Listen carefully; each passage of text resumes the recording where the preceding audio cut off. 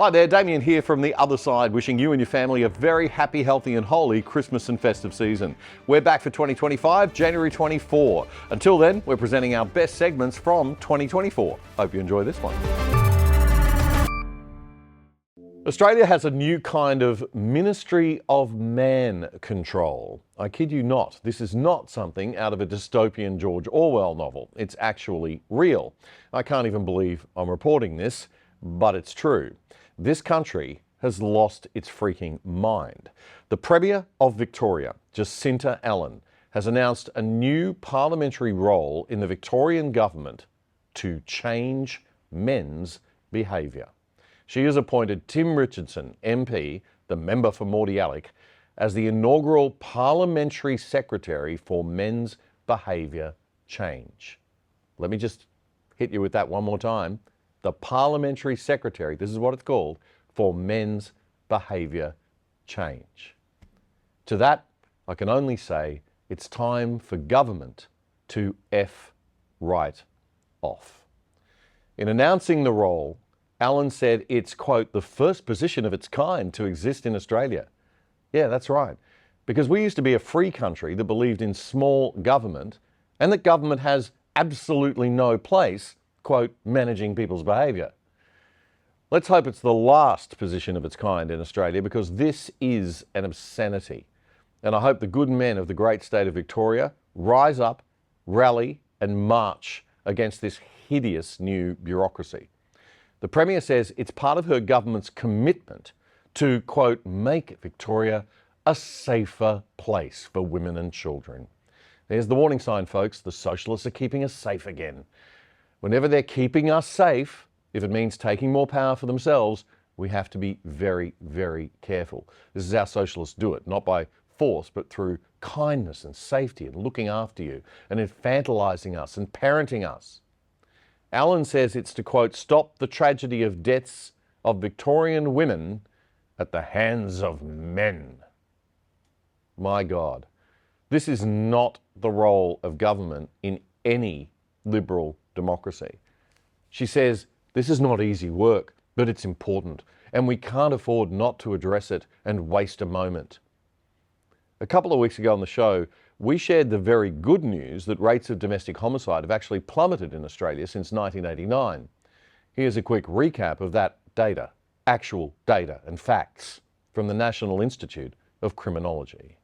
This is the rate of homicides in Australia per 100,000 people from 1989 on the left of the chart to 2023 on the right.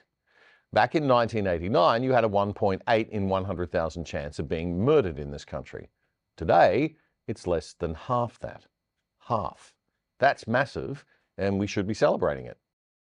But what about domestic violence-related homicide? What about intimate partner homicide, the radical feminists will argue? Surely that's gone up. We all know that. I mean, well, actually, no. Homicides are classified into domestic, meaning an intimate partner, a relative or someone living with you, acquaintance, meaning someone you know not living with you, and a stranger. This chart shows all three types, and the rates from 1989 to 2023 for each type. The dark green line is domestic. The light green line is acquaintance. They have both dropped massively since 1989. The rate of domestic homicide in 2022-23 was 0.3, and the acquaintance homicide rate decreased to 0.24, the lowest since 1989, when it was 2.5 times that. As you can see from the grey line at the bottom, the type of homicide that hasn't dropped is stranger homicide. And the victims of stranger homicide are significantly mostly men. It's probably the gender of the victims. That must be where women victims are on the rise. Oh, no, that's also falling. Most victims of homicide in Australia are still male. In 2023, male victims were 69% of homicides, 171 out of the 232 murders overall. That puts the male victim rate at 1.29 per 100,000, and the female rate is at 0.56, well less than half. And over time, it's just more really good news. Since 1989, the rate of male victimisation halved and the rate of female homicide victimisation decreased by more than half at 58%. So all this good news is just getting a bit too much. How will we demonise men in Australia now if they're the ones getting murdered more and the murder rates are all dropping? So that was from our episode 311 about a month ago, wearing the same tie, in fact, what do you know? And joining me now to answer that question about how they're going to demonise men now is well-known and long-time men's rights activist Batina Aunty. Batina, it is great to have you on the other side. Thanks for joining us. Lovely to be here, Damien. So, how are they going to demonise men if this number keeps going down? It seems as though the commentators are detached from actual reality and actual data. So we're being brainwashed in a way or sold a lie. Oh, the data doesn't matter. I mean, we have the best feminists, the most powerful feminists in the world. Right. They've got all our institutions absolutely sewn up, dancing to their tune, and any data that comes out, they totally ignore if it goes against the narrative. I noticed in the last week, 2 women have stabbed their partners. One of them killed him, and the other one's fighting for his life. Have you seen that mentioned in our media? No. So has the Victorian Premier Jacinda Allen set up a solution to a problem that doesn't exist here, and an abhorrent, horrible solution at that, right? Yeah, this idea of a minister for changing men's behaviour. Oh, what's a parliamentary secretary, isn't it? Yeah. For changing men's behaviour. I mean, what a joke. There is nothing wrong with men's behaviour in Australia. We have a tiny, tiny group of men who have a problem with violence. In fact, our official data shows that less than 1%, it's about 1% of women report physical violence from their partner or ex-partner. 1%. That means 99% of men are not physically violent towards their partner. And yet you never hear that. That statistic is well and truly buried in our ABS data. And no one ever talks about that, of course, because they're so good at promoting this idea that it's a problem across the board, that all men are dangerous, that boys have to be ashamed of being male, and so as it goes on. Is there anything like this anywhere else in the world, as far as you know, like one of these sort of parliamentary secretaries or, organised bureaucracies to change men's behaviour? No, I actually checked out that last night because it's a big organisation, an international organisation, bringing together about 130 groups internationally, looking at trying to change the dialogue around domestic violence. And they said, never heard of anything like this before.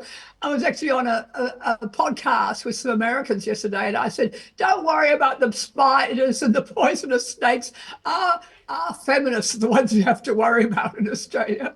They're the ones who are really dangerous. Yeah. It is truly frightening. I mean, to think that North Korea, Iran, I mean, these places would never think of doing this, and yet in Australia we've got this thing that I've reported on a lot of crazy stuff on this show for the last couple of years, but this has really floored me. How incredibly appalling. But of frightening. course, it's a part of a very carefully constructed narrative where we've got little boys being shamed in schools, being told they need, to do something about their toxic masculinity. And on it goes right throughout our workplaces, everywhere, this constant demonisation of men. So it doesn't seem like we can appease this much longer, Batina. Men have been very passive in sort of, fighting this or speaking out. We don't want to be accused of being sexist, so we've sort of behaved ourselves up until now. But are we at a point now, do you think, where men in Australia need to actually get mobilised and organised? And, I was talking about maybe we need to see the Victorian men rallying in the streets and marching. I'm not kidding when I say that. I mean, I think we need to do something, right? Yeah, no, because I understand how difficult it is. I have people contact me every day saying, it's all very well for you, an old granny. I mean, I can get away with it. But men lose their jobs, and they seriously do. I mean, I've talked to people doing psychology, people doing law, whatever it is. If they speak out and tell the truth about issues like domestic violence, they won't pass their courses. They'll lose their jobs. They won't get promotions. That's the reality in Australia. Well, they don't get the jobs in the first place. I mean, we are in a seriously bad way. We can no longer really call ourselves a free country in that sense. But I mean, men are just going to have to braven up, aren't we? We're going to have to be a little bit more courageous and stop being, weak cowards terrified of standing up to bully feminists, because that's what these people are, bully feminists. Oh, they are. But I mean, I think also some of the solution is involving more women. And I mean, I started this group a few years ago called Mothers of Sons to bring together mothers whose sons have been done over and falsely accused. In our justice system. And it was very funny, actually, because we brought together all these women with terrible stories whose their whole life savings has gone to trying to defend their sons against false allegations. And we had it all ready and blah, blah, blah, presented it to the media. They totally ignored it. But you believe all women except mothers of sons. Yes, right. Yeah, exactly. Yeah. Believe all women, just not these ones. Yeah, and Mothers of Sons is online if anybody wants to look up Mothers of Sons. You've also got a conference coming up, haven't you? Do you want to just tell us a little bit about that? Yeah, totally exciting. And it's a really pivotal moment in Australia, because I think some of the cracks are emerging in the edifice that has been carefully constructed around, particularly in our justice system. We've had 5 judges in the last 6 months speaking out about cases going to court, rape cases going to court supported by insufficient evidence. So they're just pushing everything. Any accusation a woman makes can end up in court now. And these judges were absolutely calling this out. And it's led to an audit of all current sexual assault cases in New South Wales. Good. And of course, we had the Soften Enough inquiry. I mean, there's so many things happening. We thought this is a good time to have a conference about restoring the presumption of innocence, which of course is the essence of, this is the big issue that's being undermined in Australia. We don't have equality before the law. We have a justice system based on believe all women, and men are not getting a fair go. We need to talk about this. And I've got a fantastic group of speakers lined up, brave people who are absolutely going to blow the whistle on what's happening in our justice system. Well, I found that if I talk about online, if I ever talk about the presumption of innocence, you immediately get accused of being a rape apologist. It's an obscene leap. I find that highly offensive, as a dad of girls, and it's just offensive to me that anybody would call me a rape apologist just because I say, well, hang on a minute, you actually need evidence to charge people with crimes, and we need to maintain our presumption of innocence as a fundamental principle of law in Australia. Join the club, Damien. I thought that was my exclusive club at the rape apologist. Yeah, it really is just pathetic. It is very hard to speak out, as you're discovering, in this territory. You even had to change the date of the conference or change the venue because you were attacked by a mob of crazy activists online? We had a group who was there's a petition online to close us down, and they appealed to the Wallara Council, which is this is the eastern suburbs where we're having the conference. And Allegra Spender, our local member, to close down our conference. I can imagine her with her broomstick battering the door of the conference. Anyway, sorry, Allegra Spender, the MP, the local MP, the Teal, she closed it down. They appealed to her. They said she should take action against this conference. We haven't seen her on her broomstick yet, but you never know. And you've had to move the conference date or we moved venue? The conference date. I mean, we originally had Bruce Lehrmann speaking, and of course that got very controversial very quickly, particularly in terms of the extraordinary judgment by Michael Lee. Somebody closed down the tour of Donald Trump Jr. last year, and I note also that our police forces have been acting rather unethically because they've been demanding money from conference organisers to provide the security that they should be providing for free under the taxpayer funding that the police force gets. And they've been have you had any demands for money from the New South Wales Police? Not yet. And we really need lots of people in Sydney to come along, which is because it's going to be a really historic event. Okay, August 31 in Sydney. 31. And get tickets online, whereabouts? If they Google my website, find my website, and there's a pop-up there with a link to it all. So that's okay. Batina Aunt, 2 T's and an ARNDT. That's right. Google that and you'll find it. All right, Batina, thanks so much for joining us. We'll have you back on the show in a couple of weeks. Okay. Take care. Bye now. If you enjoyed that clip, check out our website at othersidetv.com.au and sign up to join us in our 2025 mission to revolutionise Australian media. We're back with brand new content from Friday, January 24. There is a better way to view life than thinking that we're all victims who need big government to save us. Check us out, othersidetv.com.au.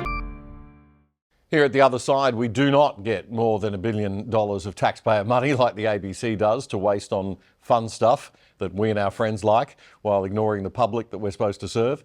We have to rely on your support of this show.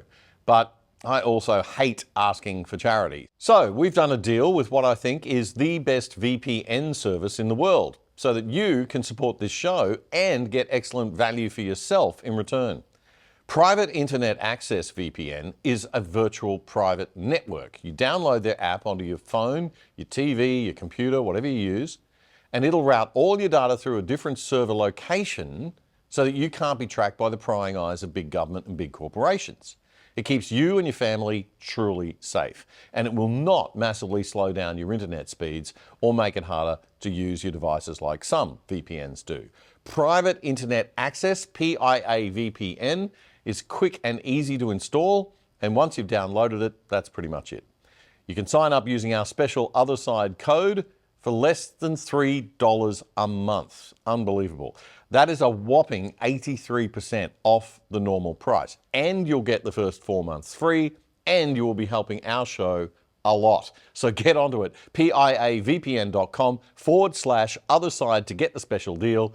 And get this, if you've got a Netflix account, by signing on through a server in another country to Netflix, like the US, for example, you'll get access to that country's library of Netflix shows on your account as if you were in that country, which is also great if you want Netflix in a different language or something. piavpn.com/otherside.